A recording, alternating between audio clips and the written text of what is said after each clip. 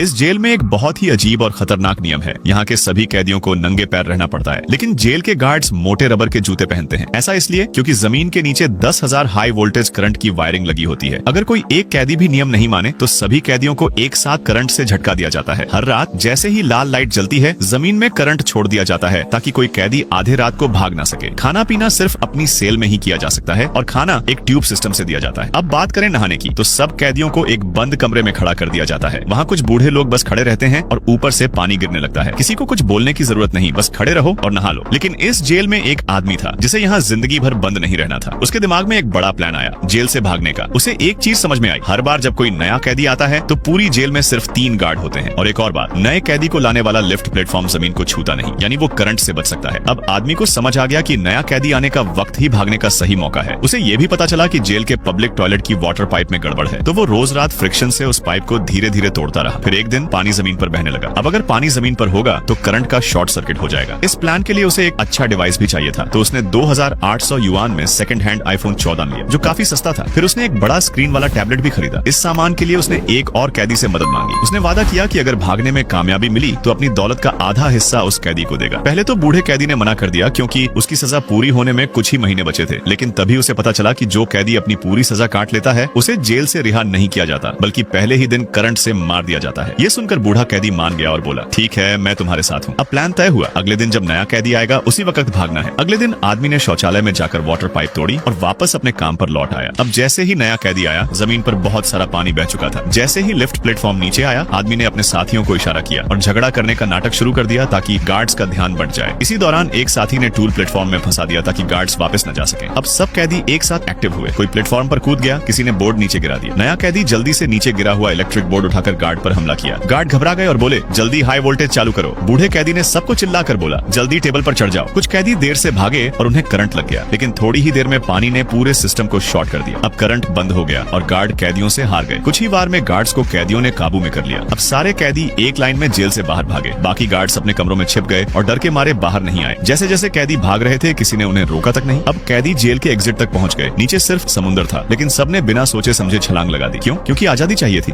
एक आदमी सिर्फ एक हिरण को निशाना बना रहा था, लेकिन जैसे ही उसने ट्रिगर दबाया, गोली सीधे जाकर हिरण के पिछवाड़े में लगी। जब उसने देखा कि हिरण उल्टी दिशा में दौड़ रहा है, तो वह दोबारा गोली चलाने की जल्दी में नहीं था, क्योंकि एक रिटायर्ड सैनिक होने के नाते उसे अच्छी तरह मालूम था कि घायल हिरण ज्यादा दूर नहीं जा सकता। फिर उसने जमीन पर गिरा खोल उठाया और हिरण के पीछे चल पड़ा। लेकिन जब वह उस जगह पहुंचा जहां हिरण को गोली लगी थी, तो उसने देखा कि जमीन पर खून फैला हुआ है। यह देखकर उसे कुछ गड़बड़ महसूस हुई, इसलिए वह जमीन पर पड़े खून के निशान को फॉलो करते हुए आगे बढ़ा। तभी कुछ ही दूरी पर उसे एक कुत्ता दिखाई दिया जिसे गोली लगी हुई थी, पर उसने तो कुत्ते पर गोली नहीं चलाई थी। अब उसे समझ आया कि जरूर कहीं आसपास गोलीबारी हुई है। शिकारी ने कुछ नहीं कहा और मुसीबत से दूर रहने के सिद्धांत पर चलते हुए उल्टी दिशा में चल पड़ा। जैसे ही वह और आगे बढ़ा, उसे पहाड़ के नीचे कुछ गाड़ियां खड़ी दिखाई दी। हालात समझने के लिए वह धीरे धीरे वहां जाकर छिपकर देखने लगा। उसे जमीन पर पड़े कुछ लोगों की लाशें दिखी। साफ था कि वहां अभी अभी जबरदस्त गोलीबारी हुई थी। एक कार के अंदर उसे एक आदमी बैठा दिखाई दिया जिसका चेहरा धुएं से भरा हुआ था। शिकारी ने तुरंत बंदूक उठाई, लेकिन उसे ये उम्मीद नहीं थी कि वह आदमी उससे बस एक घूंट पानी मांगेगा। पर शिकारी के पास पानी नहीं था, इसलिए वह उसका हथियार उठाकर वहां से चला गया। इसके बाद वह ट्रक के पिछले हिस्से में गया और जांच की, लेकिन उसे वहां सामान से भरा ट्रक मिला। ट्रक में जब सारा माल अभी भी मौजूद था, तो इसका मतलब था कि कोई पैसा लेकर भाग गया है और हो सकता है कि वो आदमी बुरी तरह घायल हो। लेकिन इतना गर्म मौसम होने के बाद भी वह कहां भागेगा? शिकारी ने अंदाजा लगाया कि वह जरूर किसी ठंडी जगह में छिपा होगा, और सही भी था। थोड़ी ही दूरी पर एक पेड़ के नीचे उसे एक आदमी पड़ा दिखाई दिया, लेकिन शिकारी ने तुरंत पास जाने के बजाय आधे घंटे तक चुपचाप खड़े होकर निगरानी की। जब उसे पूरी तरह यकीन हो गया कि उस आदमी में कोई हरकत नहीं हो रही, तब वह धीरे से आगे बढ़ा और देखा कि वह आदमी मर चुका है। जब उसकी नजर उसके पास पड़े एक काले बॉक्स पर पड़ी, तो वह जिज्ञासावश उसे खोलने लगा और उसे जो मिला उसने हैरान कर दिया। उस बॉक्स में पूरे 2 मिलियन युआन, लगभग 20 लाख रुपए थे। हालांकि उसे अंदाजा था कि ये पैसा उसके लिए खतरे की वजह बन सकता है, फिर भी उसके लिए इतनी रकम छोड़ देना आसान नहीं था। वह चुपचाप वह बॉक्स उठाकर घर ले गया, लेकिन रात को जब वह सोने गया तो उसे बेचैनी महसूस होने लगी। फिर वह एक बाल्टी में नल का पानी भरकर दिन में जिस जगह गोलीबारी हुई थी वहां लौट गया। वह उस आदमी को पानी देना चाहता था जो कार में बैठा था, लेकिन जब उसने कार का दरवाजा खोला तो देखा कि वह आदमी अब मर चुका था। यह देखकर उसे लगा कि मामला अब और गंभीर हो गया है। उसने चारों तरफ नजरें दौड़ाई, तभी अगली ही सेकंड में उसे कुछ लोगों की लाशें और दिखी। अब वह समझ गया कि उसकी मौजूदगी किसी ने देख ली है। जैसे ही उसने देखा कि कुछ लोग गाड़ी में उसकी तरफ बढ़ रहे हैं, वह तुरंत उल्टी दिशा में भागा। लेकिन 2 पैरों वाला आदमी भला 4 पहियों से तेज कैसे भाग सकता है? जल्द ही उसे कंधे में गोली लग गई, लेकिन उस वक्त उसे दर्द की परवाह नहीं थी। वह सीधे पास के एक गड्ढे में कूद गया। उसे ये उम्मीद नहीं थी कि सामने वाले लोग इतने तैयार होंगे कि उसके पीछे एक खतरनाक कुत्ता छोड़ देंगे। जैसे ही वह कुत्ता उसके करीब आने लगा, शिकारी को एक तरकीब सूझी। वह पास की उथली नदी के किनारे चढ़ गया और बंदूक में से पानी को बाहर निकाल दिया। जैसे ही वह कुत्ता उस पर झपटा, शिकारी ने एक गोली में उसे ढेर कर दिया। अब उसे ये बात भी समझ आ गई थी कि उसकी गाड़ी की नंबर प्लेट से उसकी पहचान सामने आ सकती है। अपनी और बेटा मैं दुर्गा माँ हूँ। जो भी मेरे इस वीडियो को लाइक करके चैनल को सब्सक्राइब करेगा, मैं उनका घर खुशियों से